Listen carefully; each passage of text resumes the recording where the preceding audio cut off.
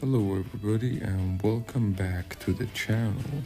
It has been a long time since I saw everyone, so I hope everybody have a beautiful day. My apology for the long absence.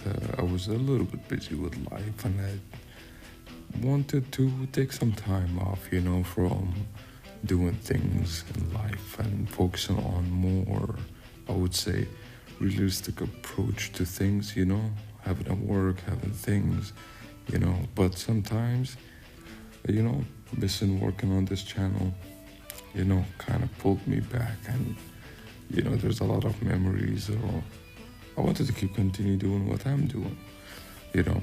So in this video, I'm doing a study of Hirohiko Araki's Part 9, Jojoland. For your information, I haven't read the part. I pulled the chapters and I was excited to study it. So don't worry, there's not gonna be any spoilers, or because I don't know the name of the protagonist or anything to do, so I want to keep it spoiler free. So part 9 actually is quite interesting, but there's some actually good things I'm noticing, and there's some things I highly dislike actually with the art style and the way Hirohiko Araki's approach to the artwork. Because putting it back in a comparison, to the previous parts, trying to work things out, and I'm trying to break down everything bit by bit to see how he works things.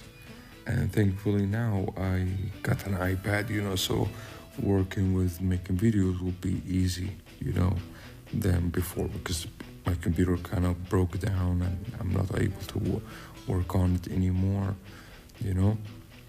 So let's start.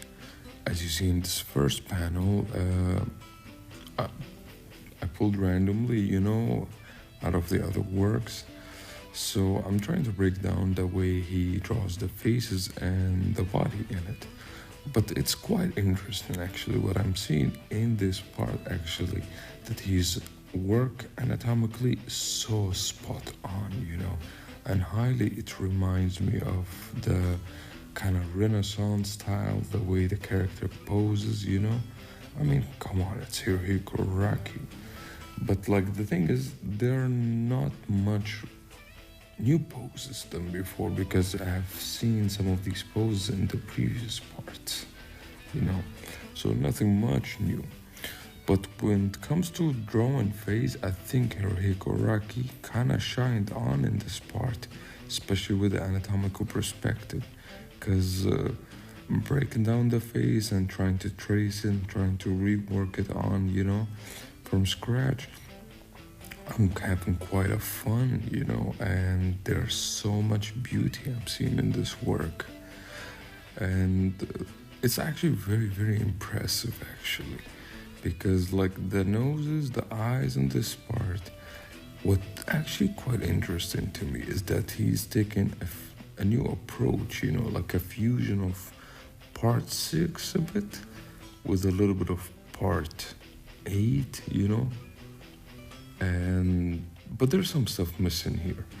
I see that there's quite less shading in this part in comparison to part 8 and part 7, and I think part 7, in my opinion, looked the most artistically perfect, But it's hard actually to choose, because part 2 I think is the best part in my opinion when it comes to art style for Jojo. But Arakis like evolve with time and things changes. But in this part there's not much, I would say, that approach to different art style, but I see more of a combination of previous art style, in my opinion. And I don't know if you would agree with me or not, But one thing actually, I think one of the things I dislike about part 9 is that their art style is that there's quite less shading, There's quite less shading, because shading, if you notice in part 7, so spot on, and same thing with part 8, like in early stages, but with this part I don't see that much shade work actually. And I don't know if you would see the same thing as well, you know? And being an addict to the Jojo art style, and it took me quite a lot of time to stop being like a copy of it. It was quite hard. I mean, the art style is so good, so being exposed, you know, and being more in depth with the art style highly influenced my work, you know, and everything I draw becomes like a Jojo. So I'm like, oh man, I need to stop. I need to take a little bit of break from the Jojo world, you know, because I try to create my own identity with it, and I've tried to approach any kind of thing to do that, and a lot of things didn't work out for me, you know, so I tried to take a break from it. Going back to the subject of the video, I noticed as well there's beautiful work on the perspective in this part. I think if you put it in comparison to any other parts or the previous arc, Araki very much put so much work. You can see in the perspective in the panel, because it's looking at page 1 and the other pages, like especially even the last page, you know, of this chapter, the perspective work is so good. Like I see he uses like basic shapes like squares, you know, grids, you know, like tunnel vision, and there's so much use of, I would say, rectangular square spaces, you know, even like in open areas. And it's so good, actually. I see Araki approaching the perspective point here differently than the previous parts, because, but yet I think this art style in part 9, it feels, I would say, less 3D than the previous part because of the lack of shading. But like when it comes to other parts like anatomy, you know, facial structure, the other work, like the other stuff looks so fine and a bit better, you know. But there, I would say there's a little bit minor improvement, but you know that could change because, you know, Araki throughout the series is like from part 1 until now, his art style changes constantly and it improves, and that's one of the best things about following this guy, you know, because like not only he's a genius as a writer, but as well he's a awesome artist, you know. It's like somebody to look up and admire. And I love his taste of fashion in this part. His taste of fashion is so good, actually. I like the way he dresses up the characters, you know, and like giving them the hairstyles and all that stuff, you know.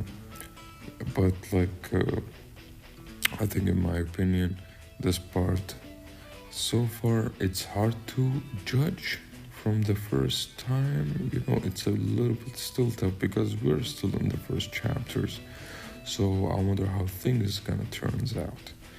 As for me, I had some fun looking at this part, even though after taking a long break trying to approach Jojo's art style again, it felt quite awkward at first, you know, because I was one of those people who got tired of like drawing so much Jojo. I wanted to take some break, you know. We were taking so many tutorials with this part, you know, like we were taking so many tutorials, if I remember, like with previous parts, like noses and eyes and, you know, all those details and all those things. Like I felt like I've reached my final limit, and I wouldn't say I understood 100%, but I had enough knowledge to be able to make something look like a Jojo character, you know. But now in this stage as an artist, it would be better for me to develop, to have my own style, because I already have my style, you know. and I'm trying to improve it. So having a little bit of Jojo, in the back, in the resume, in the visual library, improves my artistic skills, because especially with Arakis, one of those artists that I highly like is that he's always in a constant change and constant evolution, and he always goes good and good and good, and